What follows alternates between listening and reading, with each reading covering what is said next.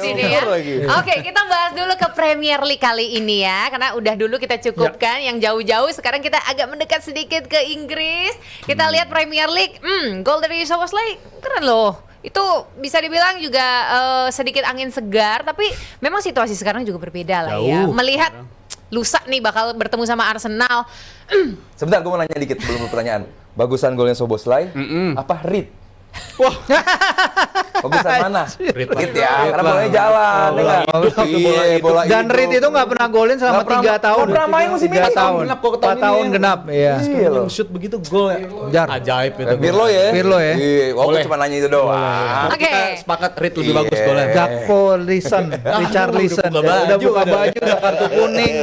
Nggak cukup ternyata. Dibekam kayaknya. Oke, itu kan pertanyaan buat Rizal. Sekarang Evelyn ada pertanyaan untuk Aldi. Oh siap. Pro atau kontra sama Gyökeres? Nah, Ya, jelas nanti yang pro lain lah. silakan. Jelas pro lah, karena gini. Mungkin jumlah golnya nggak sebanyak yang diharapkan. Paling tidak, kalau lu lihat permainannya Gyökeres, paling dia bisa menarik bek lawan. Satu, dengan adanya Gyökeres, permainan jadi jalan.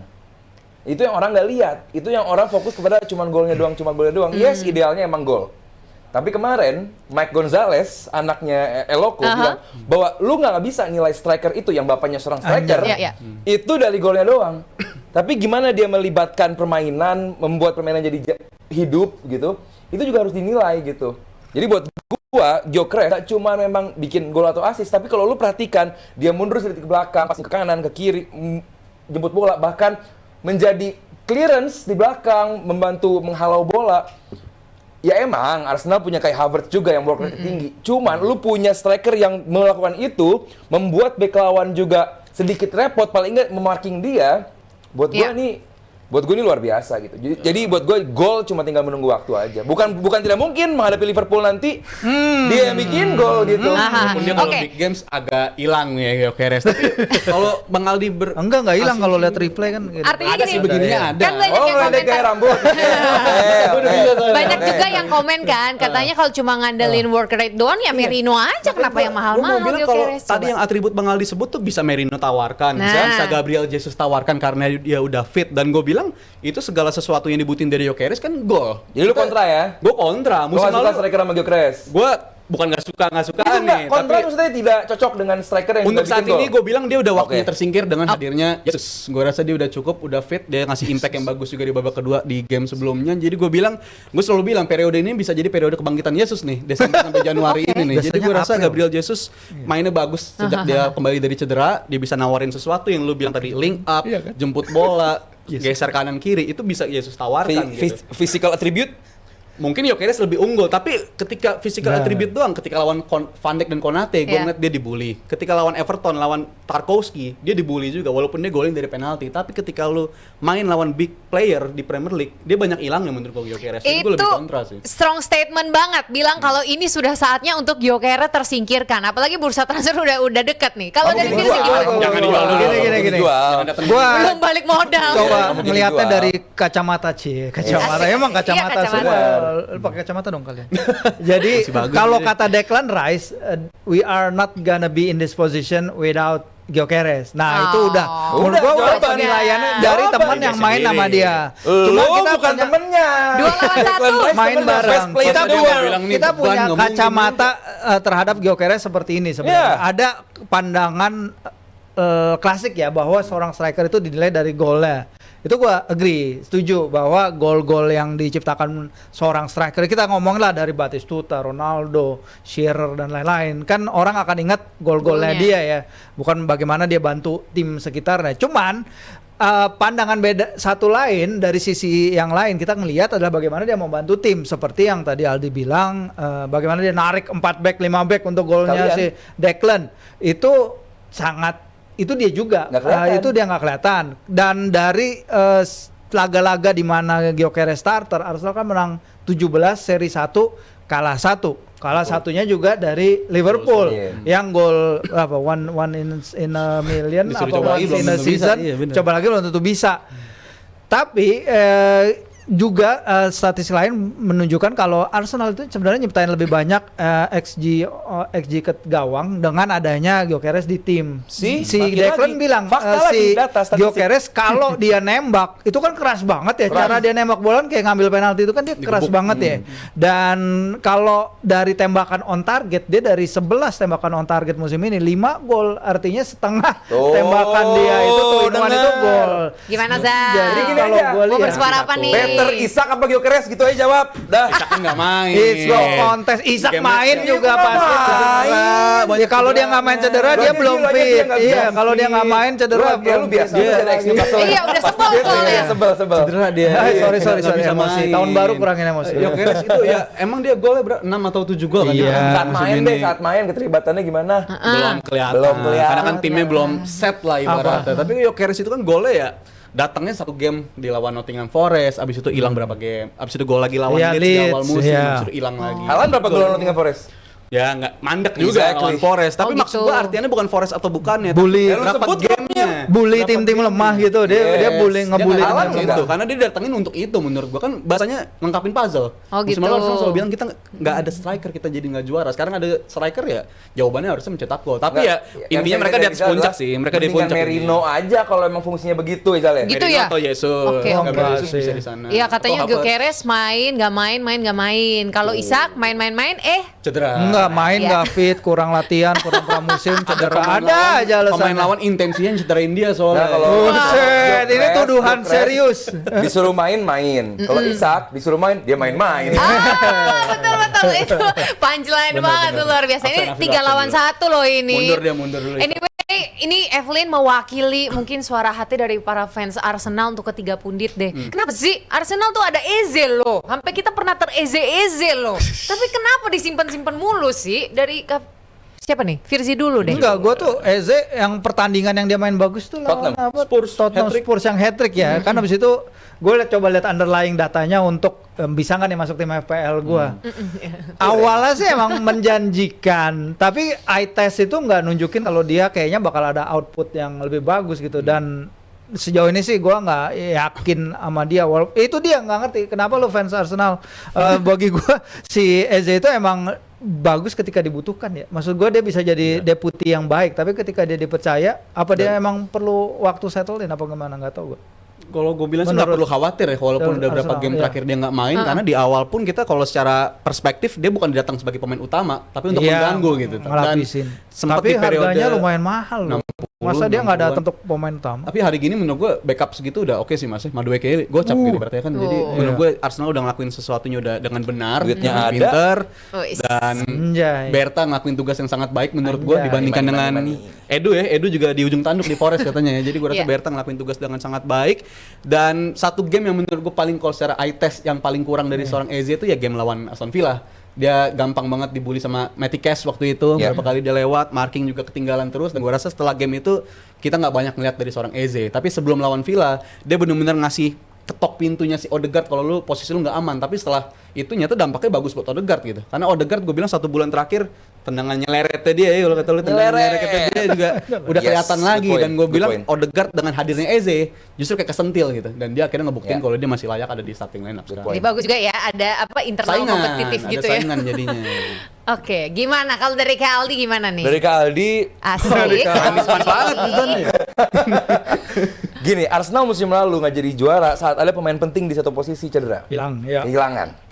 Itu yang coba ditambal sama Arsenal, sama Arteta musim ini gitu. Arteta tanpa Edu. Karena buat gue Arsenal mulai gerak saat ada Berta di situ. That's why musim ini ada beberapa pemain yang disiapkan untuk menjadi deputi kalau bahasanya Virzi, menjadi deputi saat ada pemain inti tidak perform, pemain inti cedera gitu, itu sudah disiapkan gitu. Dan benar waktu Eze dimainkan emang Odegaard lagi turun performanya. Sampai gue dari awal musim gue mengatakan bahwa nggak bisa main cepat saat Odegaard ada di sana. Mentok lagi gitu. Aliran bola jadi lambat gitu. Tapi sekarang harus gue akuin dalam 3 game mungkin aja ya, 3 game terakhir performa Odegaard mulai membaik. Saat Odegaard membaik, setim juga membaik. Lihat asis dia ke Zubimendi. Bagus banget gitu. Jadi buat gue kalaupun nggak dimainkan, kayak kata Mike kemarin hari Senin, yang belum nonton hari Senin nonton lagi.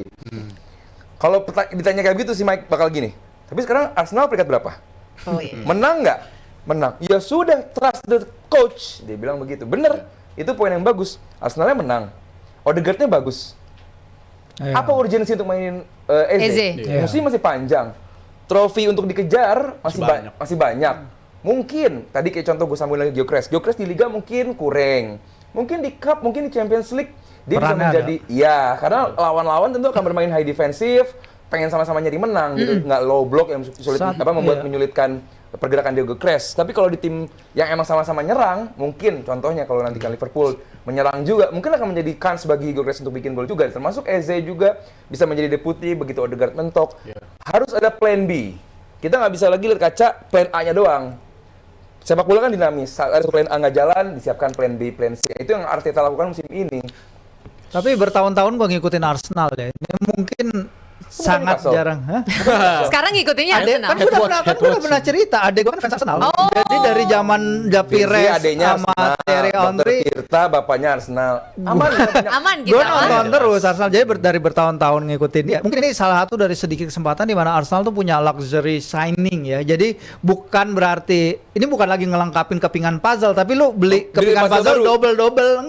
Oh, iya. Jadi biar kalau satu hilang masih ada cadangannya. Hinkapie kan sebenarnya nggak perlu-perlu banget ya. Kalau lu lihat lah si Eze juga nggak perlu-perlu banget. Cukup. Noni Madueke juga kalau ada Nwaneri kan sebenarnya nggak perlu-perlu banget. Tapi dia lakukan, dia beli itu a statement of intent dari suatu tim yang 4 tahun terakhir runner up. Dia nambah semua kekuatan dan ini ya kalau fans Arsenal pasti akan seneng karena squad lu tebel dan tebelnya itu dengan pemain yang seneng dan ngerti peran mereka. Maksudnya Hinkapie jago, setiap kali dia jadi deputi juga mainnya ini kalau metriknya FPL itu DEFCON ya, defensive contribution-nya, clearance, recovery bola, intercept, tackle, solid itu ya. tinggi banget.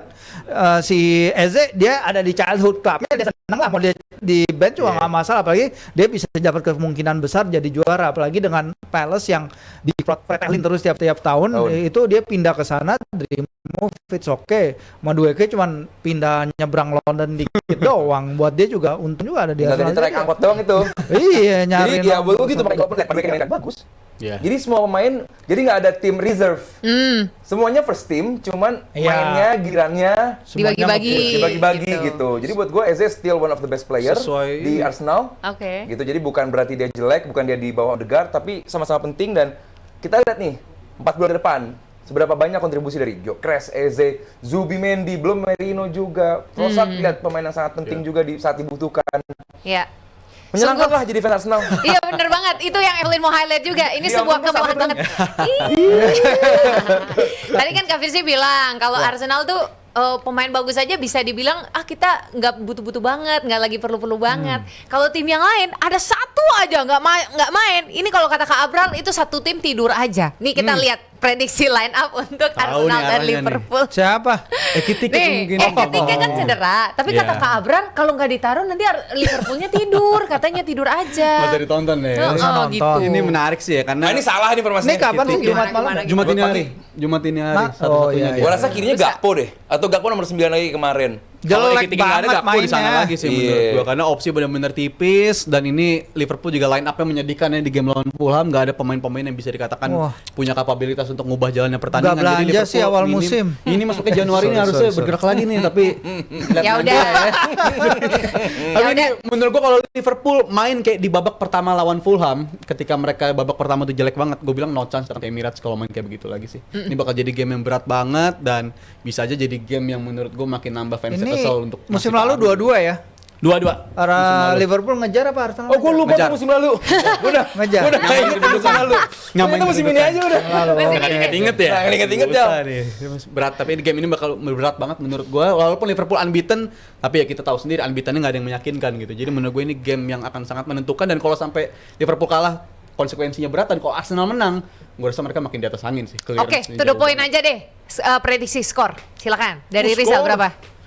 Gue harapan paling optimis gue aja ya, draw 1-1 menurut gue. Oh, 1-1. Oke. ATK Silakan. menurut gua. Dari Udah Fitri. enak. As a fan. Enggak, jadi Arsenal itu lagi dalam rentetan 4 pertandingan di mana mereka menang dalam pertandingan-pertandingan yang musim lalu mereka nggak Mereka berhasil hilang poin. menang. Iya. Mereka kehilangan Dan poin. nampak kan nih, ada Iya, nampak. iya, termasuk Villa dan lain-lain. Iya. Dan termasuk lawan Brighton, Liverpool ini gue Everton. bilang akan jadi 5. Balas dendam nih. Jadi berapa Arsenal berapa? semuanya disapu. Dan Skornya berapa? ya 2 lah. 2-0. 2-1. Oh 2-1 baik. Masih rendah hati gitu skornya. Ini- Kalau dari Gue kan orang netral, jadi Apa aja, menikmati apa aja. aja. Sebelum Mana Ronaldo, ini tim Arsenal pencetak gol set piece terbanyak. Liverpool ini tim dengan catatan nomor 2 terburuk dari segi set piece kebobolan. Itu kita Udah bahas. 12 gol kebobolan Liverpool dari set piece. Walaupun udah mecat pelatihnya ya, tapi gue bilang Pelatih belum set piece, sorry. ngasih pelatih Biar set piece. biar orang Pelatih yang itu nggak salah belum. ini. Harus dipecat gitu Kaget. nanti. Lu bisa ngeliat itu kebobolan yang Reed itu kan dari throw in awalnya. Itu Dan bodoh. itu intensitas pemain rendah banget dan menurut gua setuju. Oh, masalahnya pelatih masih throw ada. in itu udah dipecat. Pelatih set piece. Set piece. Iya, pelatih set piece Iya, Liverpool dipecat. dah. Di awal tahun itu dipecat. kocak sih Jal. Itu gol gini. Begitu lu throw in, saat Iya. lu pikir bakal long, lu main Dalam deep nggak banget, apa-apa. iya. Tapi begitu lu tahu itu short, gak ada pemain yang ngejar. Iya. Waktu itu kalau yang paling deket Van Dijk ya. Van Dijk Gak ada di yang dalam. ngejar ke si Reed gitu. Itu yang membuat gua wah, Ya ada yang cuman lu salah. ulang itu tembakan 100 kali, mungkin Belum golnya tentu. cuman 1 kali Paling itu. nggak effortnya sih, paling nggak effort dari defense-nya gitu. Itu gol ya Iya. pasti gol, cuman effortnya itu gua ngeliat dari Liverpool, bukan Liverpool banget gitu. Biasanya kan Liverpool kan effortnya luar biasa. Lapar. Liverpool ngalahin MU berapa? 8-0 itu? 7. 7 ya? Musim Gue cuma lama. nanya doang, Iya, bukan berarti gue nanya, bilang nanya. 7-0. Lama Iya. itu. Yang penting 3 poin. Arsenalnya. Yang penting 3 poin aja lah, karena itu yang penting sekarang gitu. Mau golnya menit akhir. Curang free ditanya kick. skor. Kita semua ditanya skor. Skor, dulu dong. skor. Skor. Soalnya Wah. biasanya Arsenal itu nggak tahu ya di musim ini kayaknya ngelawan tim-tim yang gede Mepet-mepet. malah justru Enggak. gede jaraknya. Chelsea bukan Tapi tim gede. kalau yang Nah. kalau yang tengah ke Mediocre. bawah itu justru tipis-tipis Iya, gitu. Bournemouth 3-2. Berarti kayak Aston Villa tim kecil. Jadi lawan Liverpool berapa nih? Lawan Ini Liverpool? sembari kita pingin meng-highlight juga ini di-consider Liverpool. Enggak, Enggak ya? gua Liverpool selalu lah. Ini tim yang besar, punya pairing defense Oke, yang bagus. oke. Pairing defense ya, fullbacknya sih enggak. Gua nggak tahu yang main nanti bisa bakal Frimpong atau Yes. Bradley. Bradley kalau berhadapan dengan Martinelli bagus dia. Iya. Markingnya bagus nih orang. Tapi kalau Frimpong berarti tujuannya untuk menjadi bantuan penyerangan. Fullbacknya Liverpool ini kan nggak pernah ketebak fullback kanannya gitu. Jadi ini masih terduga-duga gitu. Cuma buat gua Ya. 2-1 lah ya. Oh, sama sama dong. kayak Kak Firzi Iya. biar Itu gitu ya? aman. Kalau- Oke, Ini baiklah kalau begitu.